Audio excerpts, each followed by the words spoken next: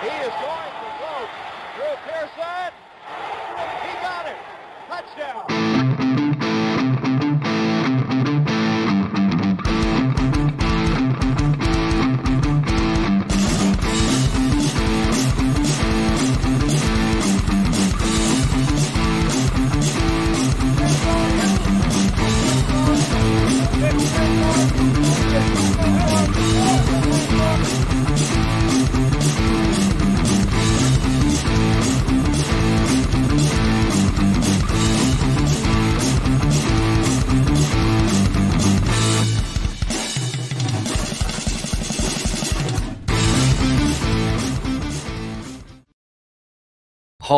All right. Welcome in Cowboys Nation to Now About Them Cowboys, episode number 23. This week, we are celebrating a phenomenal victory against the New York Football Giants, our NFC East rival. And we are also going to be previewing our upcoming matchup with the New York Jets, who are going to look a lot different than I thought earlier in the season. And that is due to a quarterback change. But I want to start this thing off talking about the Cowboys playing against the New York Giants in New York, in a tough environment, in the rain, in a game which could have been sloppy and ended up being sloppy on one side of the football, maybe a little bit for the Cowboys because there were a few drops. But going into this game, I was nervous. I was nervous without Tyler Smith. I was nervous that Tyron had a late injury designation. And I was nervous about the interior defensive line for the New York Giants. Leonard Williams and Dexter Lawrence are no joke. I was nervous. Kayvon Thibodeau, maybe he'd take a step in year two. I was a little nervous about Jalen Hyatt because, I followed the NFL draft and, at Toilets titles were credentialed for the NFL draft, the NFL Combine, the Senior Bowl. And we were aware of one of the Cowboys coaches kind of getting into it with Jalen Hyatt before the draft, saying, hey, you're kind of a one-trick guy. And Jalen Hyatt looked like he took offense to that and said, I'll show you. I'm more than that. I believe it was at Hyatt's pro day. And I thought, maybe Jalen Hyatt would take that to heart. He'd ball out this week. So maybe that was just a personal thought. I also thought, Darren Waller be a big upgrade for the Giants. So the game started. Enough with how I felt about it. I'm sure you all felt certain ways. Some of you might have been super confident. I was a little on edge. Okay. I don't like week one's usually sloppy. So I didn't know how we come out. I thought, possibly we lose first week. Glad I was wrong. So started out, they were running the ball. Daniel Jones was scrambling, but he was taking shots. And I was thinking to myself, he ain't going to make it through the game running like that.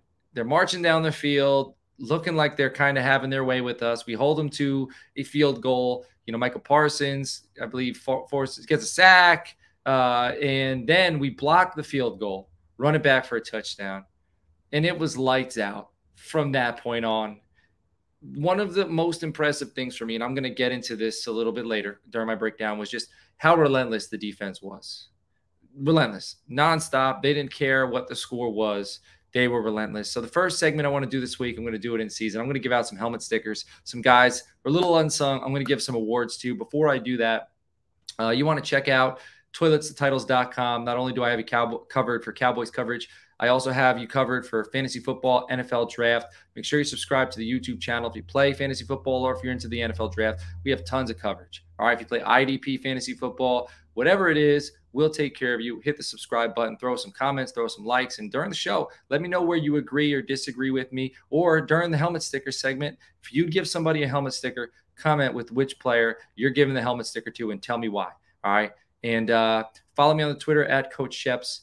And if you want some one-on-one advice for fantasy football, or if you want to just talk Cowboys, reach out to us, toiletstotitles@gmail.com. We have a gilded chat, which is kind of like Discord, and we have over 220 people in there. We're talking fantasy football. We're talking gambling. We're talking DFS, anything. And we're talking NFL. We have a live game thread where we're just all chatting with each other, and we'd love to get you in there. So check that out. All right, so let's start this thing off.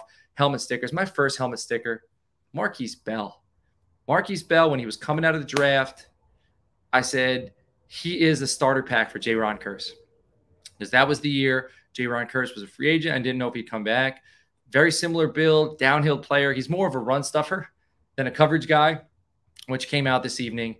He was tenacious. He filled into that DeMarvion Overshown role. which we weren't, I'll keep it on me. I wasn't expecting much of him coming out of the draft, third rounder. And I saw him at the Senior Bowl. He played well, but I didn't know how good he was until preseason. And he was balling. And then my hopes were up for what he could do for us. And then he gets hurt. Marquise Bell moves to linebacker, changes his number. 14 looks clean on him. And this guy was shooting gaps, 4 tackles, 1 assist, 1 forced fumble, 0 missed tackles. He was all over the field as a downhill player. I am super excited. And I'm going to talk about this next guy who gets a helmet sticker. That's Jonathan Hankins. Because if it wasn't for players like Jonathan Hankins, who only got 1 tackle, but he was keeping guys like Marquise Bell free. He was holding up 2 linemen. So Marquise Bell, who isn't a big linebacker, right? He played safety. He's not getting touched, so he could shoot through these gaps. So, Marquise Bell also he had great instincts. So he was shooting gaps before guys could get to him. But what Jonathan Hankins did for us this game, also, both of them deserve a helmet sticker. Deron Bland, give him multiple helmet stickers, targeted 5 times, only allowed 3 receptions for 8 yards, 1 pressure, 1 quarterback hit, looked like he was kind of giving his best Orlando Scandrick there, 1 monster interception, right place, right time. Trayvon Diggs lays the wood on Saquon Barkley. Ball pops up, got it, returns it to the house. Besides, the block field goal was huge, but that was like, maybe they could bounce back from that. After that interception, the air was out of the stadium. 72.7 coverage grade, which was 1 tick ahead of rival moneymaker Darius Slay. So Darius Slay had a PFF coverage grade of 72.6. So Deron Bland, week 1, looks like the better corner. All right, we'll see how that pans out, but that needs to be said. Wanye Thomas, undrafted in 2022, now making huge plays in key moments, steps up into that Donovan Wilson role, seems to be one of Dan Quinn's favorites. And there's a theme. All of these players looked hungry. They played hungry. They played aggressive. And it, as a fan, for me, seeing the defense playing relentless and playing hungry, like they're when your best player is your hardest worker, it trickles down. And my Twitter handle's Coach Sheps. I'm a coach, and that's something we preach. Michael Parsons has a lot to do with this. And, obviously he'd get a helmet sticker, but these are for some of the unsung guys. All right. But that's trickling down, and all of these guys are hungry and aggressive, and they're taking no crap from anybody. I love it. I love it. Again, undrafted, blocked the field goal early on that stifled the Giants' momentum. 41 total snaps, 84.6 PFF grade on defense. His defensive grade for this safety was the 5th highest among all safeties who played a minimum of 41 snaps.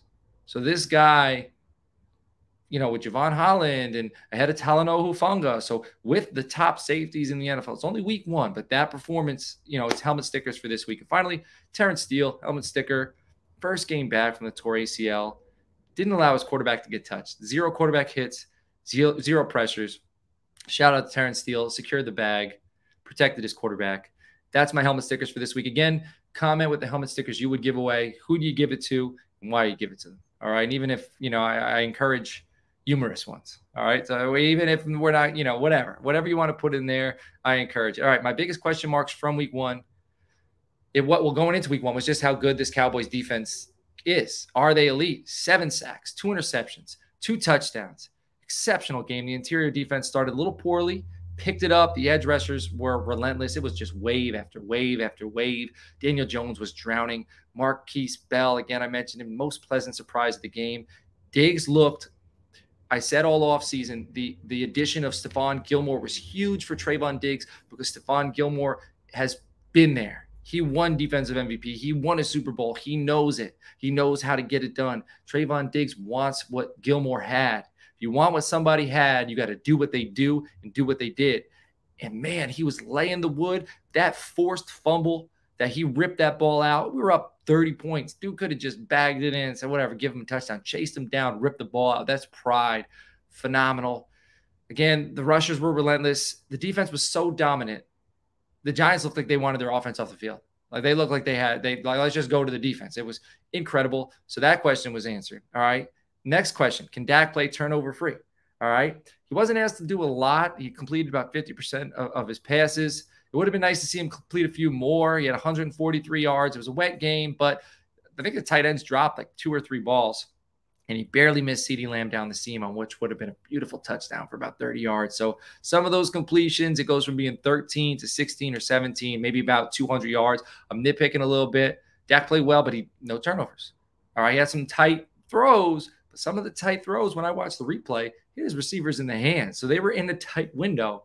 I don't know if I'd recommend those throws, but they went to where they need to go. The receiver didn't come down with the ball. Another question I had was, how will Tony Pollard look as a feature back? It's a big question. He ended with 2 touchdowns, 5 yards per carry. And I kind of liked what I saw from Rico Dowdle. So I think Tony Pollard's going to be fine because the backup is decent and the line is good again. All right. And we're going to have Tyler Smith back. And shout out to Chuma Adoga. I should probably give him a helmet sticker. So some of you probably already put that in the comments, but I was nervous about him. And we did fine. Okay, we did absolutely fine. But we'll see how we do this week. So Tony Pollard looked decent as the feature back, but get sloppy game. Defense scored points. He wasn't asked to do too much, but 2 TDs and 5 yards per carry is phenomenal. I wanted to know, will the offensive line look rusty? They didn't look rusty. Tyler Smith wasn't there, and they got the job done. Dexter Lawrence had his pressures late in the game. Tyron Smith and Zach Martin just looked dominant. Tyron Smith, I was watching the game with my son, and just watching Tyron Smith, roll out, lead block, pull is one of the most fun things I get to do on Dallas Cowboys game day, because it is just, I feel like my son's like, I feel bad for that corner that has to take on that block. So Tyron Smith was moving. He was mauling people. O-line gave up 0 sacks and only 3 quarterback hits, so they did not look rusty. Is Brandon Aubrey a liability? He missed that first extra point. Got a little nervous, but after that, it all seemed fine. So, he was fine, made his field goals, made his extra points, chalk it up to just 1 miss in his first NFL experience. I don't think he's a liability, but I'm not 100% sold. But I'm gonna try to stay positive. And my man Campy, all right, he said, props to Brett Maher for kicking for the Rams and seemingly sorting out his yips. He went 3 for 3 on extra points, 3 from 5 field goals, including 1 that was blocked. So Brett Maher, shout out to you. You're doing all right with the Rams. Just watch out, Rams, if you make it to the playoffs. They beat the Seahawks, so maybe they will be there. All right, and then I want to know exactly how much time will Deuce Vaughn get, which was kind of something I was excited to see. He had an opportunity in a short yardage situation, and the Giants called timeout, and then the Cowboys didn't put him back in. So it seems like they have a short yardage package for him. So maybe we'll see some from him going forward. All right, now let's move on to week 2. Week 1's behind us.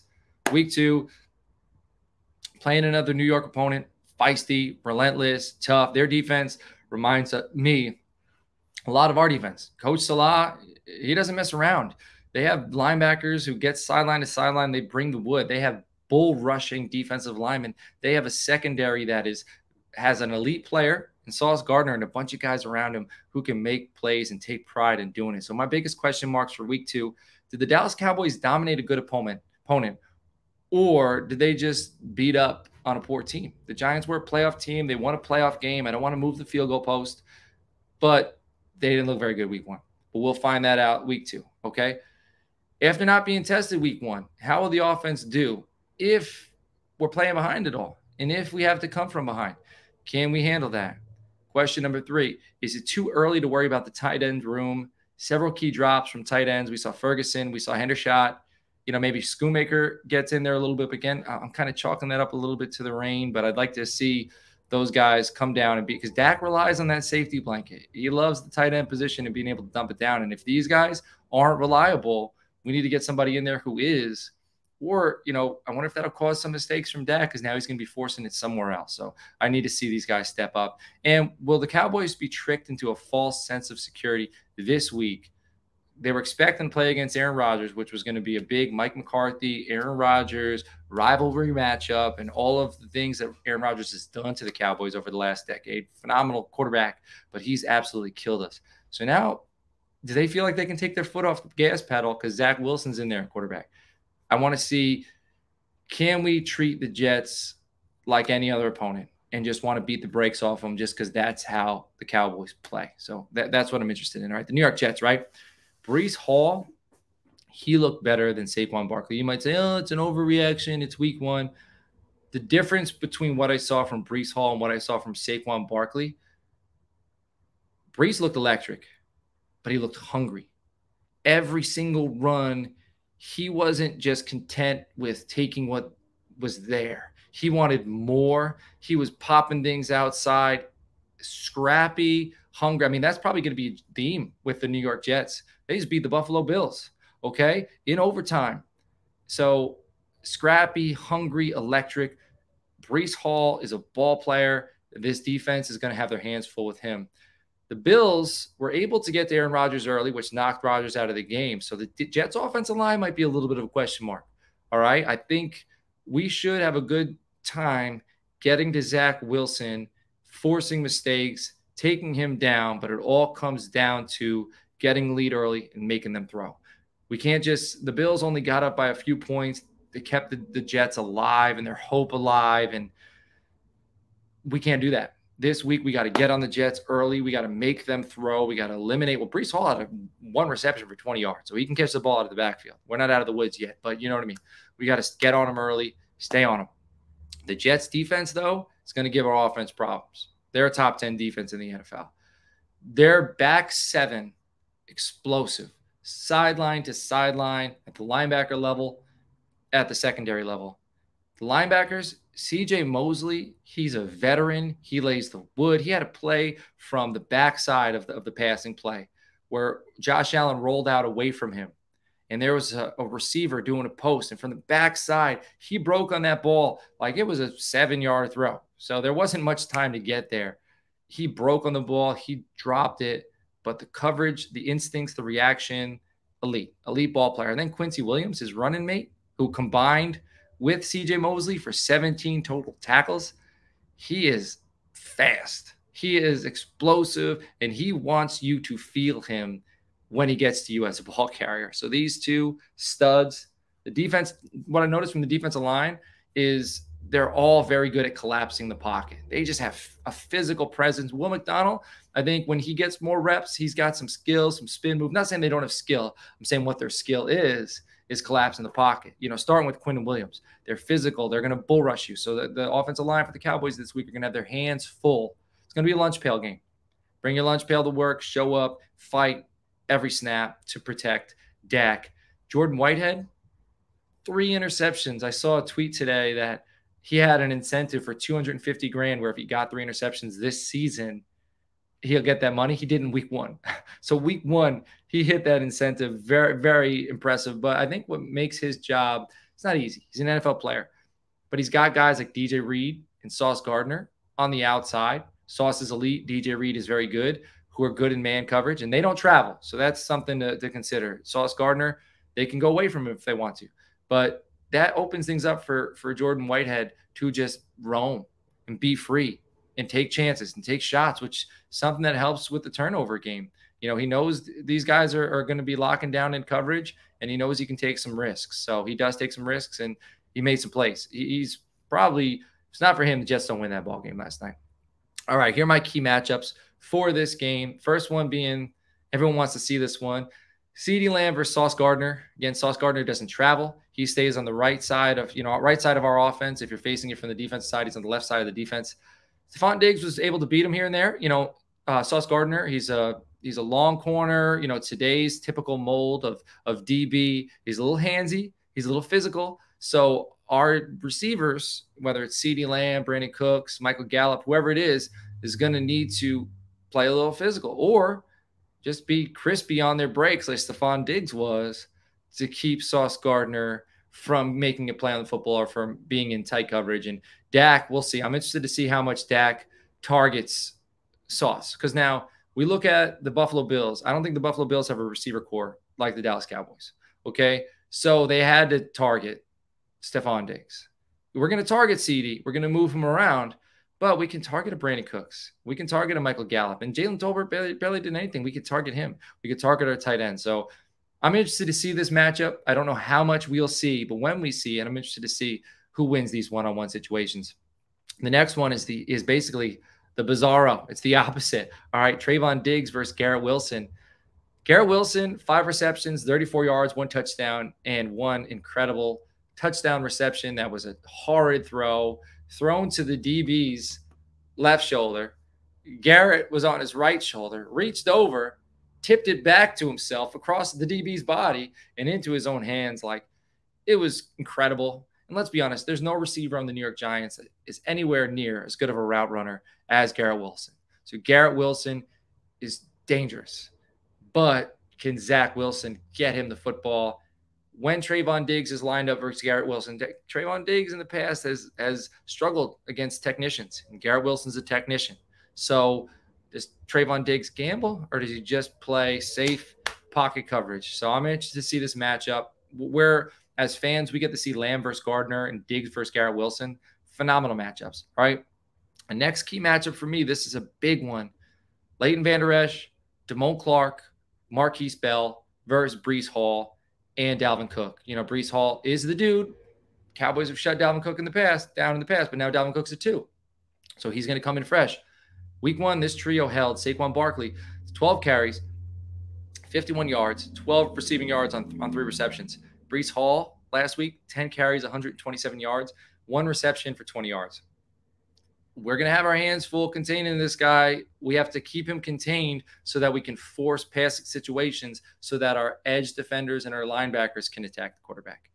Marquise Bell, I love him in this linebacker room with these two, with LV and Damone Clark. If he continues to shoot gaps like he did and not miss tackles, that should be a big help for us. So I'm feeling much better about the linebacker room after week 1.